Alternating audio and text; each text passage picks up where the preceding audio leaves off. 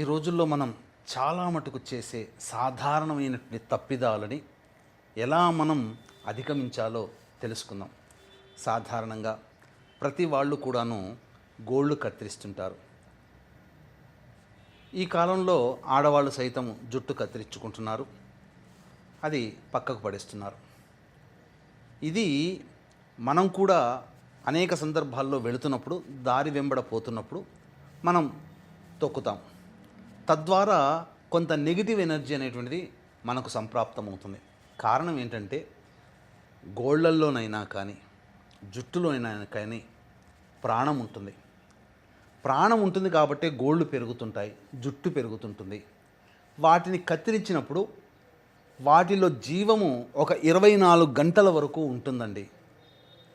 కాబట్టి ఇవి మనం ఎక్కడ పడితే అక్కడ వేసాము, ఎవరైనా కానీ తొక్కారు అనుకోండి, ఆ తొక్కిన వ్యక్తికి ఆ కత్తిరించిన గోళ్ళు లేదా వెంట్రుకలు కత్తిరించిన వ్యక్తికి అవి సరిపడాలి అంటే ఆ వ్యక్తి యొక్క శరీరానికి సరిపడకపోతే నెగిటివ్ ఎనర్జీ అనేటువంటిది ఫామ్ అవుతుంది. తద్వారా అవి తొక్కిచ్చినటువంటి కారణం చేత దిష్టి దోషము తగిలి ఆ యొక్క ఏ వ్యక్తి యొక్క గోర్లు వెంట్రుకలు కత్తిరించారో ఆ వ్యక్తి యొక్క కొన్ని దుష్ట లక్షణాలు ఈ తాకినటువంటి అనగా తొక్కినటువంటి వ్యక్తులకి చేరుకుంటాయి. కాబట్టి దయచేసి మీరు గోళ్ళు కత్తిరించుకున్నా తప్పులేదు, వెంట్రుకలు కత్తిరించుకుంటున్నారు ఈ మధ్య, అది శాస్త్ర ప్రకారం కాకపోయినా కాలానుగుణంగా చేస్తున్నాం. కానీ వీటిని ఎక్కడ పడితే అక్కడ వేయకండి.